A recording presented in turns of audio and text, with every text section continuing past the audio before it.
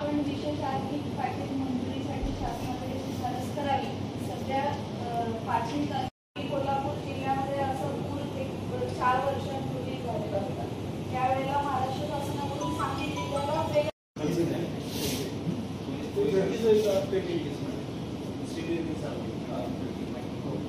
काम झाल्यावर आणि आतापर्यंत तेव्हा कुठलं नव्हतं आणि त्याच्यामुळे काय झालं त्या बाजूचे शेतकरी आमच्या घरी म्हणून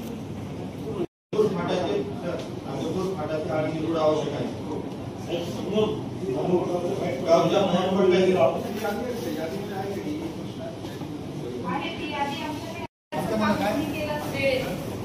जिथे आम्ही केलं आणखी 10-12 तास पाणी राहिलं असतं तर जीवितहानी फार मोठ्या प्रमाणात झाली। शेतकऱ्यांचं जे या पूर परिस्थितीमध्ये मोठ्या प्रमाणात नुकसान झालेलं आहे आणि विशेषतः आपण पाहणीच्या माध्यमातून शेतकऱ्यांशी चर्चेच्या माध्यमातून गोदावरी काठ आहे, लेंडीचं काठ आहे, आमचे मांजरा नदीच्या काठीचे शेतकरी आहेत, त्यांचं जमीन हे 100% पीक नुकसान झालेलं आहे आणि सगळी जमीन खरडून गेलेली आहे। ही नांदेड जिल्ह्याची आज परिस्थिती आहे।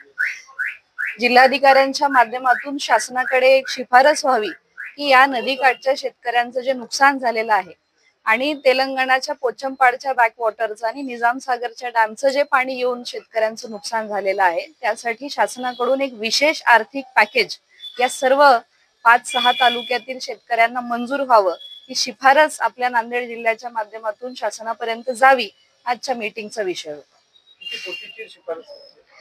कलेक्टर साहेबांनी आम्हाला माहिती दिली, नांदेड जिल्ह्यामध्ये जे नुकसान झालेलं आहे त्यांनी 325 कोटीची जे नुकसानीची आज प्रत्येक ठिकाणी वेगवेगळ्या भागामध्ये झालेलं आहे त्यासाठी मागणी केलेली आहे आणि आमची अशी मागणी राहील शेतकऱ्यांना किमान 50,000 हेक्टरी हे अनुदान शासनाकडून जाहीर व्हावं ही मागणी आम्ही देखील शासनाकडे करणार आहोत।